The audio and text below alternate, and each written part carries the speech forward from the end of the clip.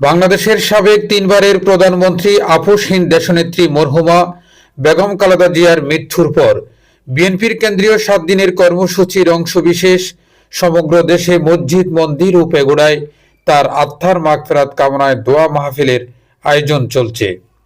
তার এই অংশবিশেষ নগরীর ৩৮ নম্বর ওয়ার্ড উমরশাপাড়া জামে মসজিদ পরিচালনা পর্ষদের উদ্যোগে তার রুহে মাগফিরাত কামনায় ২ জানুয়ারি শুক্রবার বাদে জুমা মসজিদ প্রাঙ্গণে দোয়া ও মিলাদ মাহফিল অনুষ্ঠিত হয়েছে।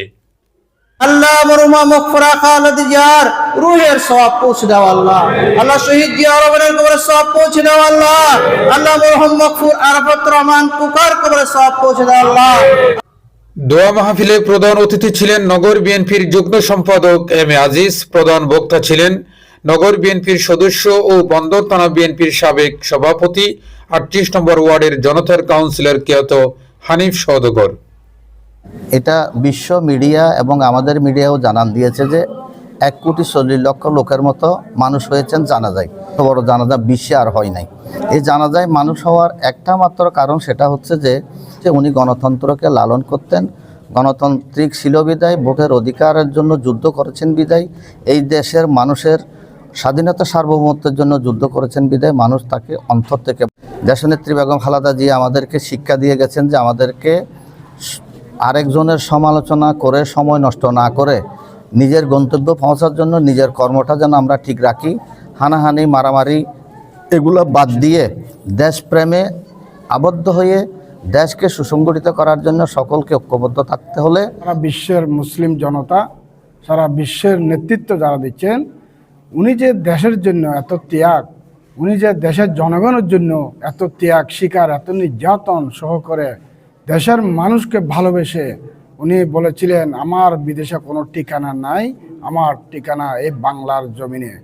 তিনি সেই কথা আল্লাহ কবুল করে ফেলেছেন। উনি জন্ম এখানে, মৃত্যু এখানে হয়েছেন। 18 কোটি মানুষের বুকের মাঝে তিনি আজকে শায়িত হয়ে গেছেন। আমাদের এখন কর্তব্য হচ্ছে, দায়িত্ব হচ্ছে দেশনেত্রী বেগম খালেদা জিয়া যে আদর্শ নিয়ে দেশের মানুষের জন্য রাজনীতি করে গেছেন, প্রতিহিংসা ভুলে গিয়ে মাতৃত্বের বন্ধন সৃষ্টি করে আমাদের আগামী রাজনীতি, আগামী রাষ্ট্র পরিচালনা, আগামী সব কিছু আমাদেরকে বুকে ধারণ করে আমাদেরকে এগিয়ে যেতে হবে। উপস্থিত নেতৃবৃন্দরা বলেন, ভালো কাজের উজ্জ্বল দৃষ্টান্ত হলো বেগম জিয়ার জানাজা। শুধু বাংলাদেশ নয়, পৃথিবীর ইতিহাসের স্মরণকালের শ্রেষ্ঠ একটি জানাজা। সমগ্র বাংলাদেশ যেন একটি কফিনের পাশে তার পদঙ্ক অনুসরণ করে হানাহানি ভুলে গিয়ে ভ্রাতৃত্বের বন্ধনের মাধ্যমে দেশকে সুসংগঠিত করতে সবাইকে ঐক্যবদ্ধ হয়ে কাজ করতে হবে। বিগত আমি কখনো এই ধরনের জানাজা পাই নাই এবং দেখি নাই। খালেদা জিয়ার যেভাবে জানাজায় শরীক হয়েছিল, এভাবে জিয়া রহমানের জানাজাতে এভাবে রুখ হয়েছিল। ওনার আদর্শ ধরে আমরা কিন্তু এইভাবে চলে যাব। আল্লাহ যেন আমাদের মরহুমা বেগম খালেদা জিয়াকে যেন জান্নাত তয়্যিবা নসিব করে। সারা বাংলাদেশ দেখলাম যে একটা কফিনের পাশে।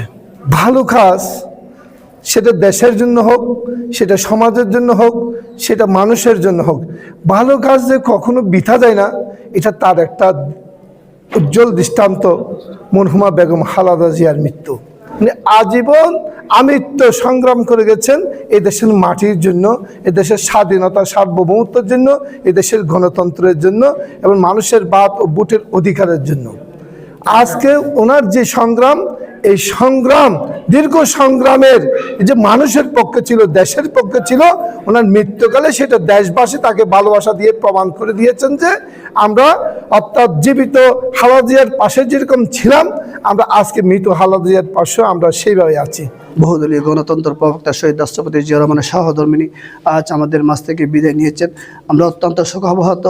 বাংলার জমিনে, বাংলাদেশের ইতিহাসে এত বড় জানাজা আর হয় নাই এবং আগামীতে আমাদের এই জীবনে আমরা দেখবো কিনা জানি না, নতুন প্রজন্ম হয়তো দেখবে কিনা তাও জানি না।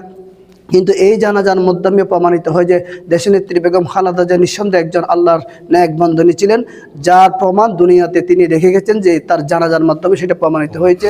তার রেখে যাওয়া আদর্শ উদ্দেশ্য তিনি সবসময় বলেছেন, আমরা কারো যারা আমাদের ক্ষতি করছে তাদের ক্ষতির পক্ষে আমরা যাব না, আমরা তাদেরকে ক্ষমা করে দেব, আমরা শান্তির পথে থাকবো। সেই কথা প্রতিফলিত হয়েছে শহীদ রাষ্ট্রপতি জিয়াউর রহমানের সুযোগ্য সন্তান তারেক রহমান স্বদেশ প্রত্যাবর্তনের মাধ্যমে লক্ষ কোটি জনতার মাধ্যমে বলেছিলেন যে তার অসংখ্য নেতাকর্মী গুণ হয়েছে, তার ভাইকে মারা হয়েছে, মাকে স্লো প্রয়োজন দিয়ে মৃত্যুর দিকে ঠেলে দেওয়া হয়েছে। সব কিছু বলে গিয়ে তিনি একটি নতুন বাংলাদেশ গড়ার জন্য সকলের কাছে উদাত্ত আহ্বান জানিয়েছেন।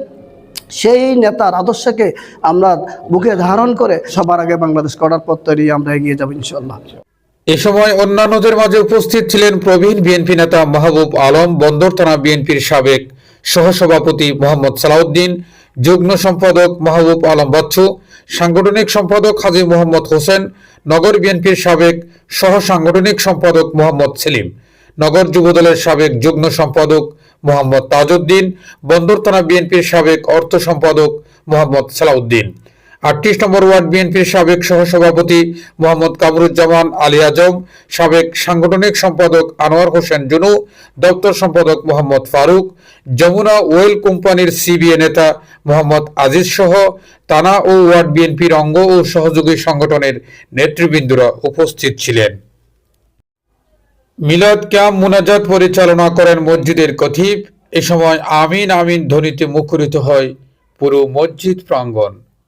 जब पड़े मुश्किल शाहे मुश्किल कुशा का साथ हो, या इलाही गुनाहगार पे तेरी मेहरबानी चाहिए, सब गुनाह जो चाहिए। अल्लाह मरुमा मगफिरा खालिद यार रूहेर सवाब पहुंच दाও আল্লাহ। মোহাম্মদ মহিউদ্দিন, পূর্বধারা, চট্টগ্রাম।